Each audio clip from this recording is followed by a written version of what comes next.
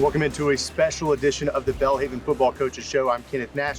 Joining me, not coaches today. We do have Coach McCorkle, but we do have some players as well. First, we've got senior running back Brad Foley and sophomore tight end Brooks Breimer. Thanks, guys, for joining us. Thank you. The Blazers' offense has been quite the story this season, averaging well over 30 points a game, 400 yards of offense per game, and these guys have played a really, really big role. I just want to talk to you guys a little bit about the offense this season and then the transition we've seen from when you guys started here. Obviously, Brad, you've been here for a little while now. Brooks, you're in your third season, started here. How is that transition moving forward? We'll start with Brad. You've been here the longest. Obviously, I think you've been here longer than anybody else in the program pretty much. When you first got here, the progression of offense, obviously we had a completely different style of offense under the previous head coach, and then a transition under Coach McCorkle, and now we've seen kind of an offensive explosion. What's that transition been like? It's been crazy, really, because when Coach McCorkle first got here, we had a lot of players that really shouldn't have been playing football, and they really weren't strong enough, or they just weren't mentally there on the field. So it's just been a progression, like bringing Coach Wood in really helped everybody get stronger, and then everybody just started believing in the system. Because I remember, like, a lot of folks, when I first got here, we was in the air raid, so we weren't used to, like, ground and pound football. Yeah. We used to, like, spread it out, throwing the ball every down. So, like, it just took a lot of people getting used to what Coach McCorkle wanted. And then going from there, like, we started buying in, believing in the system. And then when we did that, like, starting in the spring, we started seeing what we were capable of. And so it just we kind of fed off the spring until now, and now we can see what we can do. Absolutely. And Brooks, you got here a little bit after the start of Coach McCorkle's tenure, and obviously you've seen a quick progression from what it was when you first got here to what it is now. You started here in 2019. Offense, had sputters, and obviously I think it was like a little bit of a mesh of you had the past regime, still players here, and then you had kind of what Coach McCorkle was looking to do. Now we've kind of seen that be put into fruition. Great offensive line, great pass blocking, great run blocking, and you as a tight end have had a big role. What has that kind of been like going from 2019's offense to 2021 fall, where you guys are averaging 30-plus points a game? I just think it has a lot to do with the chemistry that we built. In my class, when we came in, we immediately bought into what Coach McCorkle was saying. And ever since then, we've just kind of taken off. Every game, we've gotten better and better and better. And that's what we're supposed to do, is just keep building on top of that. And eventually, we'll get to where we can just keep going and being as good as we want. Absolutely. Now, Brad, obviously this year's been a big year for you. You broke the Belhaven all-time rushing record. You're continuing to add to that, well over 2,500 career yards. You're leading the team in rushing this year, 5 rushing touchdowns. That offensive line has been pretty stout for you the past couple of seasons. This year, especially, Belhaven's running attack has been among the best in the conference. But you've had a really, really good start to the year. What are you looking to kind of build on? We enter the second half of the season, 5 touchdowns already, which I think is approaching a single-season career high for you. What are you looking to do in the second half of the season? The second half, I'm really just trying to focus one game at a time, because I only have 5 games left. So I'm trying to put everything in, because I know I don't have long, and I'm trying to just cherish every moment with the team. And I know what we're capable of. So they've been the best offensive line that I've had since I've been here. They've just getting stronger and stronger, because I remember Coach Wood telling me something like, a few years ago, I would have probably been the strongest offensive lineman on the team, and I played running back. So, it's just amazing to see, the progress they've made and the strides we've taken as a team. So absolutely. And Brooks, you obviously as a tight end have got the opportunity to block for Brad, but also this entire running back group. And Mario can obviously run the ball. Tim, when he comes in, can run the ball. What's it like doing that job, knowing that the guys, if you give them a hole, they're gone, right? I mean, that's just kind of how it goes. Oh, it's awesome. It's awesome. Always turning around, looking after a block, and you just see nothing but their numbers going to the end zone. But it's awesome when you can block and you got playmakers that can make plays at any given time in the game.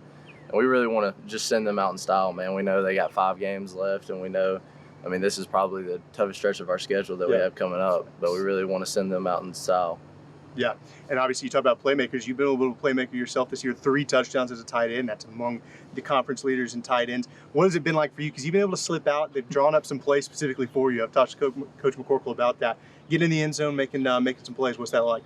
It's awesome. It really wasn't me anywhere else, especially in high school or anything like that. So coming here and doing that is pretty sweet. But it all is because of them and the guys around me that can make plays, and the offensive line that coming off and blocking. Everybody's so scared of the run that when you draw plays and I just slip out, it's kind of make it look easy. That's an interesting point you made, that everybody's scared of the run. We've talked a lot about on this show the balanced offense, what a balanced offense is. It doesn't mean you're 50-50 in a game. It means you can beat a team running the ball, you can beat a team throwing the ball. And you guys have kind of done that this year. And Brad, I think that the running backs have been involved more in the passing game this season. Yeah. That balanced offense doesn't necessarily have to take away touches from the running backs. Do you feel like it's been that way, that you've just been more integrated into the offense in different ways this year?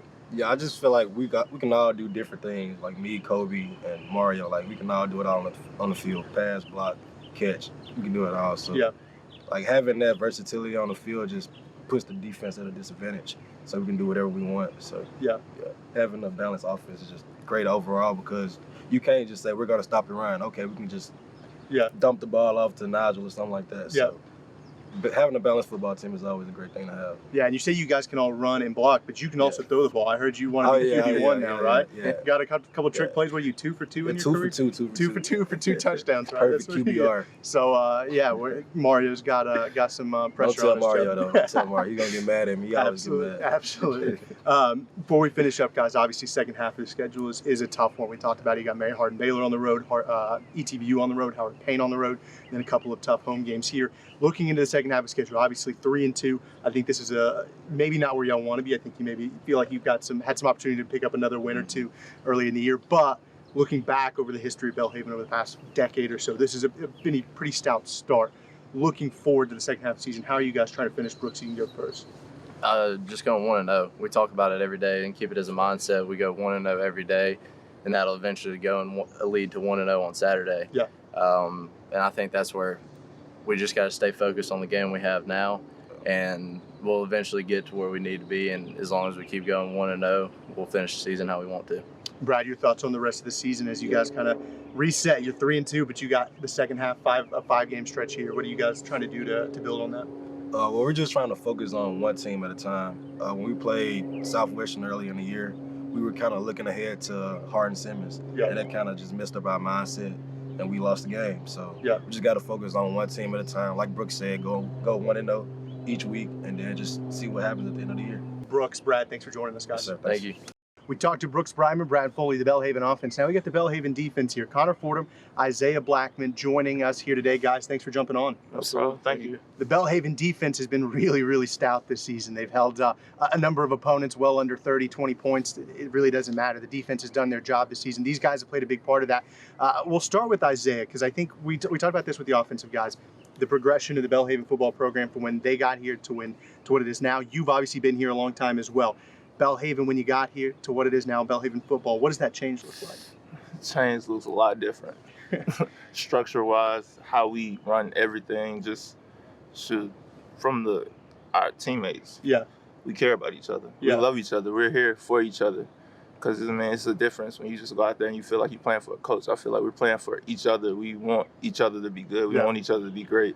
So that's the biggest change from back then to this new coaching staff. Yeah, it certainly seems like from the outside looking in that there's a different locker room chemistry than when I got here in 2019. Mm-hmm. It's different even now than it was then. Connor, you've been here for the entirety of Coach McCorkle's tenure. This is your 4th season with the Blazers. Obviously, the defense has seen a lot of changes, but I think that was kind of a cornerstone of where Coach McCorkle wanted to start rebuilding this program, is with the defense. You've been able to kind of get on the ground level with that. What has that been like going 4 years now, 4 seasons, the progression defense in 2018 to now?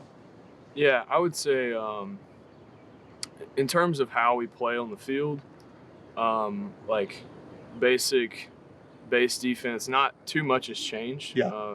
We ran a 3-3 stack when I got here, and we're running one now. Yeah. But obviously, as coaches change, as different guys come in, as different personnel groups, as we see throughout the season, come in, how we play is much different. Yeah. So it's been really great, even as an individual, to grow and develop as a 3-3 stack linebacker. Yeah. And be able to play with other guys that understand the defense just on the same level that I do, or even more a lot. Yeah. And so, all in all, I would say that even as we grow together with a very similar defense, it becomes much more easiest for us to play together well, which is where we've had a lot of success. So one thing we've seen a lot change is roles. And Isaiah, when you got here, your role to what it is now, very, very different. Talk about that position progression, right? Because you started here, you're playing on the back of the defense. Now you're down getting to lay a body on somebody every single time. What's that like? It's different. It's different, but I'm always been a person to do what I have to do for the team. Yeah. So if I got to do it, I'll do it. Yeah. I do it. It is. I'm sure it's quite the change. No, it's a big change. You guys obviously have been a big part of this defense this year. Connor, you're leading the team in tackles as it stands right now. 31 tackles, 3.5 tackles for loss, I believe. You got an interception in there. What's that been like to kind of be able to just make plays? I think that's what your kind of role has been this year, trying to make plays, and you've been able to do that at linebacker. Yeah, well, some of the challenges that you might face being in a role such as that is trying to do too much and not trusting my teammates. And so often I find myself leaving tackles on the field after a game by literally just trying to play a different position than my own. Yeah. So one of the things that I like to do is just think about what my job is and go do my job to the best of my ability. The coaches have done an incredible job each week of just preparing us to be able to play, to go and play completely free and have as much fun as we can. And so it seems that as we've progressed through the season, I've been able to just enjoy the game by taking coaching, and that allows me to make plays, which is a good key to learn. So. Isaiah, you've been able to make some plays too. You got a handful of QB hurries, you got a couple forced fumbles, 4 tackles for loss. I think you're up to 3.5 sacks on the season. You've been able to make plays too. What has that been like? Obviously, as you've progressed down to playing closer to the line of scrimmage, but you're still able to kind of get in there and you're alongside a really, really stacked defensive line. It's been so much fun, especially my senior year. I have had so much fun this season. Especially when I got the call, say, Isaiah, okay, I think we're going to move you to D-line. Yeah. I was like, what is this going to be like? What am I going to do? But I've enjoyed every second of it. I can't complain. I'm happy. They moved me. So I'm just happy to be there. I'm just happy to be there. Yeah. All right. I got a question for you. I need you to put both of you in your quarterback in a quarterback shoes, all right? Because you guys have both kind of wreaked some havoc on some quarterbacks. Scarier sight to stare down the barrel of a QB hurry. Somebody's putting pressure on you. Who's scarier, you or you? If you're a quarterback, who do you least want to see? Okay, it's obviously. All right, let's switch it up. Let's put the entire defense out there. Yeah. So we got Carlton, we got Demetrius, we got everybody, Manuel, everybody. Who's the scariest person for a quarterback to have to stare down? It's probably gonna be me. He's gonna get there. Carlton's gonna get there. Carlton's gonna get there. I would say if Rock is back there making a play, there's something very wrong. That's a guy that just does his job. He'll make a few plays, but if he is getting a QB hurry, we got something going. It broke down very quickly. Guys, thanks for jumping on with us. Thank you so much. Now we have head coach Blair McCorkle. Coach, thanks for jumping on. You bet. The Blazers had an off week this past week, an open week. Now they're headed into a game against Sul Ross later this weekend. We'll talk about the Sul Ross game coming up. Before we do, though, I want to dive into this open date. Obviously, you guys were able to do a lot of good stuff on the field, a lot of good stuff off the field. Just overall, your kind of recap of this, open weekend. Yeah, it was really good for us. There's a lot of value, and it came at a really good time, right dead in the middle of the season, 5 before the open date and 5 after the open date. Allowed us to really rest some bodies that have gotten a lot of reps and bumps and bruises. We're tremendously healthy right now for this time of year, which is great, and a credit to our strength staff and our training staff and the work they do. But we were able to rest some guys, and the thing that I like the most is we were able to develop our young players. 3 times this week we went out with our young players and let them just play 15 to 20 plays live. So over the course of the week, they got close to 80 snaps that they wouldn't get normally to keep developing and growing for the future. So really, really productive week overall. It sounds like it, and I think off the field you guys had some really, really cool stuff happen. Obviously, we talked about the blood drive last episode, just before it happened. We're now post-blood drive. How did that go? Just break that down for us. Went really well. Really proud of our team, the way they've kind of adopted that program and bought into it, recognized the need. I think I mentioned on here last week that, at one point in our previous blood drive, we had given over 90 units of blood, and that was only enough to supply the state of Mississippi for one day. So it's a huge need. It's a great cause, and I'm really proud of our players for buying in and helping support that. And the campus as a whole, we had a lot of students came by, a lot of faculty and staff came by. So I didn't get the final number yet, but I'm kind of anxious to see what that'll be. But it was a really productive day, and I'm proud of our kids for what they did. Well, we talked about that. We love seeing Blazers support Blazers. We also love seeing the Blazers support the community. Speaking of Blazers support Blazers, last time you were here, we talked about the football team, or members of the football team had gone to see a production, the Steel Magnolias. That's was right. Correct? Did we get the reviews? Did we get the after the? Yeah, reviews were good. I don't know what the Rotten Tomatoes were, but it got some really good reviews, and the guys all had a good time. And I think it caught them off guard how much they enjoyed it. You know, at first they were kind of like, I don't know, this is not something that you normally see an offensive lineman go do. Yep. But they had a good time. They were all laughing after. Heard story. One guy might have teared up a little bit when Shelby passed away, but I think they had a good time. And it was a good experience for them to broaden their horizons off of this field. Well, and I think that's one thing that you guys have keyed in on as a staff is obviously football is a priority. They're here to play football and to get an education, but you guys are about developing the whole person, not just the football player, not just the student, but every bit of it. And that includes getting a little bit of culture at the theater, right? And just kind of developing an individual overall in these 4, maybe 5 years that you have them. That's right. That's really important. As whole person development is real. You know, it's something that's cliche and a lot of people talk about, but how many people really do invest in it? You know, and I tell the recruits all the time that, you know, when they come here, if all I do is teach you to block and tackle, I've done you a great disservice. Yeah.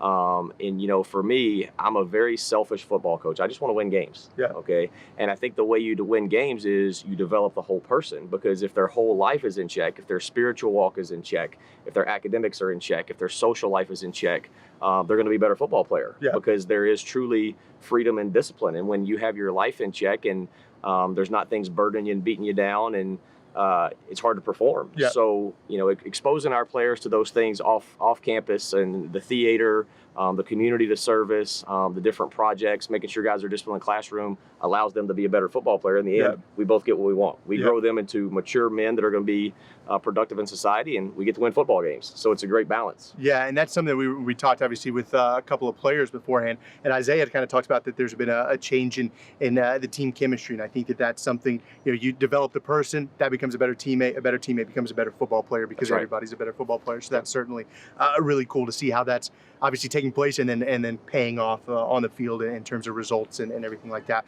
Before we get into Sul Ross, though, I know that there's a couple of new additions to this football staff that we haven't really gotten a chance to talk about, and that's new head equipment manager Martin Moody and director of football operations Lee Simpson. Those two guys have obviously come in. They've been a big part of helping getting this program where it is now, and just they've taken some things off of you and other coaches and just let y'all coach what I think is kind of helped develop the whole system. Yeah, those two guys have really blessed our program beyond measure, and it's something that at our level of football sometimes you don't have. Yeah. So for us to have a full-time equipment manager and a full-time director of operations takes a tremendous workload off of our staff. Those are jobs that a lot of times our staff was having to do. Martin is a guy that he's a retired Master Sergeant from the Air Force. Yep. He was in school here at Belhaven, and he came out helping us a year ago. When he graduated, the opportunity presented itself, and he jumped all over it. So he does a great job in the equipment room with our on-the-field stuff, or in the locker room stuff. Just a tremendous servant to our players, and we're really blessed to have him. And then Lee Simpson is a position that our administration allowed us to create as our director of football operations. He just finished his master's a year ago at Mississippi State, so he's got a good background, seen some good things, and he has come in and just like Martin, been a servant and gone to work. Yep. You know, the previous years here, during the week, we had a coach responsible for making sure we had meals and buses and hotels. Well, now Lee does every bit of that. And we can stay in there and watch film and prepare for the next opponent. Same thing with the jobs that Martin do. You know, our defensive back coach may be in there watching film, but he's got to go change the towels in the dryer. Well, now he doesn't have to do that. He can truly focus on the athlete, preparing him to win, watching film, and doing what he's been asked to do, and that's coach the team and not wash towels. So those things are a huge help to our program, and we're really blessed to have them. They absolutely made a big impact. Obviously, I've worked with Lee a lot, and that's been certainly a change because I get to go through him. If I get a question, go through him, and I don't have to pull you away from whatever you're doing to ask that question. So that certainly keeps me in a better mood too. Yeah, certainly a help. Now let's take a look ahead. Obviously, Saturday, Sul Ross traveling all the way from Alpine to come visit the Bowl Stadium. Noon kickoff, so make sure you're here for that. Sul Ross is a program, obviously we've talked about, they've progressed, the whole ASC has really progressed, but Sul Ross is taking a step forward this year like Belhaven has. What have we seen from Sul Ross this year when you've kind of broken down film? Yeah, much improved team from years past, there's no doubt about it. You know, their record may not be what they want it to be, but there's, you know, no bad losses in there. There's some pretty respectable scores. They did beat Texas Lutheran a couple weeks ago, which is a very respectable win. The first game of the year, they played Hardin-Simmons well, 27-0. Doesn't sound like a great score. When you're playing Hardin-Simmons, that's a pretty good score. Then last week, they played at NAIA school, North American University, who on film was really good. That came down to a last drive of the game. It was like 44-38, I believe, was the final. So they played some people really well. They've got some good players on film. They do some things schematically that cause some issues. So we've got our work cut out for us for sure. Yeah, as we go into this Sul Ross game, obviously you had the open date, but you are coming off of a win against Texas Lutheran. How do you kind of keep the momentum up for 2 weeks without spending too much time dwelling on a game that, frankly, come Saturday will have been 14 days old? Well, I don't think that's hard for our program to do, to stay focused on what we have ahead of us, because our history has been so poor, just to be honest with you. We've talked all year about the unfinished business we have and going to work every day with a chip on your shoulder, and that's real for our guys. Yeah. Whether it's 7 days away, 5 days away, or 14 days away, we've got a lot of work ahead of us. Yeah. So we have no time to relax. We're a program that's made a lot of progress.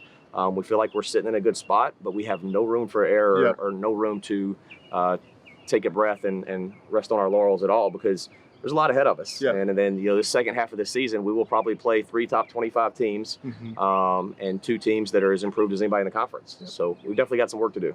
Talked about the improvement that we've seen as a program. One area that we've talked about a lot on this show, and I talked to Brad and Brooks about it, the offensive progression. We've seen a huge leap forward from 2019 to spring of 2021, and then we've seen a huge leap forward from spring of 2021 to now, where you're averaging over 30 points a game, nearly 400 yards of offense per game.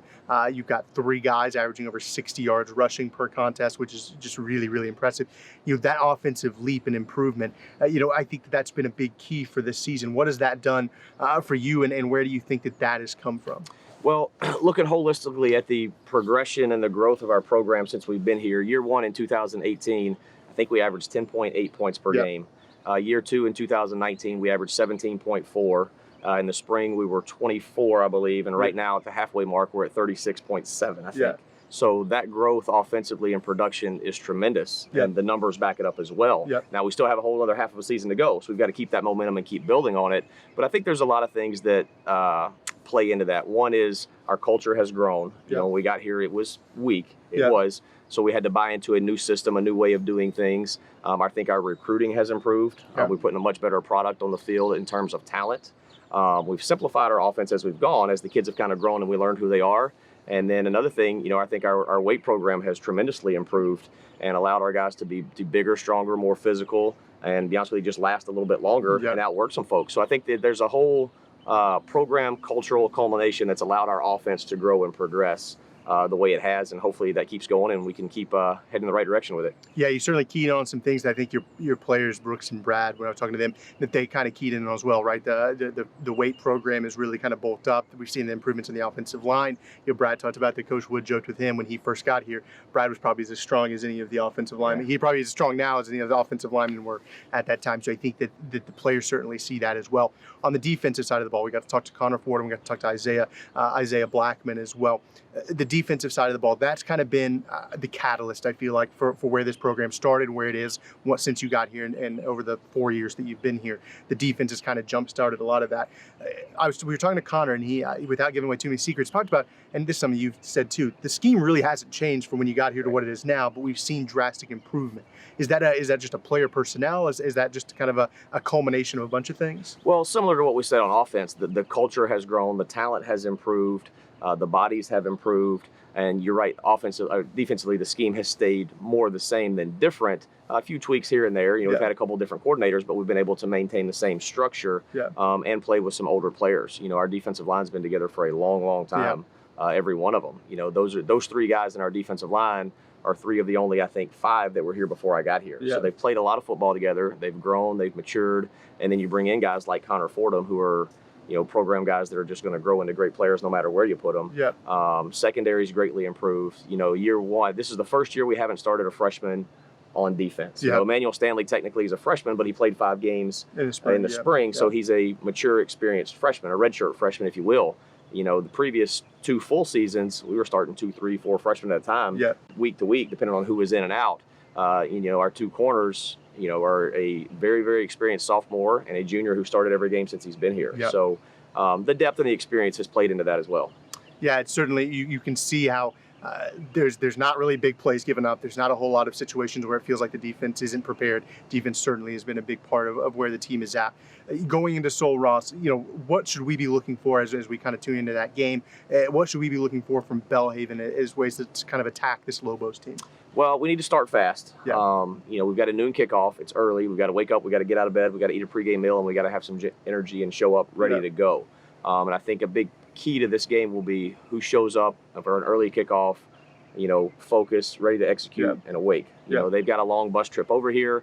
That's tough. They're doing it right. They're leaving early to give themselves plenty of time to rest when they get here. So it's not a question of them not being fresh. We did the same thing at TOU 2 weeks ago. But how do you handle the early kickoff? Starting fast will be big. Both sides of the ball, we need to make some plays and establish ourselves early. And I think we can do that, get off to a good start. We'll be in good shape. They're going to show up to play. They've got some talented kids. Defensively, structurally, they give you some issues. They're a different structured defense than we've seen so far this year. So we've got to communicate well. We've got to know what we're looking at and be where we're supposed to be. And then defensively, they present some problems for our defense as well. Offensively, they made a change at quarterback. They've got a big, tall pocket guy that's changed the way they've played a little bit. He's a Division I transfer. They've made a change at running back that I think probably was for the better for them. So which Sul Ross offensive scheme will show up, we've got to identify quick and be able to adjust. Yeah, and certainly one thing that's interesting to note, obviously the entire ASC, except for Sul Ross, had this open date. Sul Ross played North American. Now it's been converted to an exhibition, so technically it's not counting on their record. But they obviously played. Is that a factor? I think when you're talking about the two teams, one's coming off of 2 weeks off, one played last weekend. Where are the positives and negatives, I guess, pros and cons for you as a program with that kind of setup? Well, I think there's two ways to look at it. It's all about how you spin it to your team. I'm going to spin it to my team that, hey, we're rested and we're fresh and we had a week off and we're healthy and we're at home. Good for us. He's going to spin it to his team at, hey, we've kept our process and our rhythm going. We haven't had to break routine. We just get to keep on going. So which one is true? I don't know. That's a flip of the coin and how you want to spin it to your team. There's definitely positive negatives to us. I like where we are. I like that we're home. I like that we're fresh. I like that we're rested.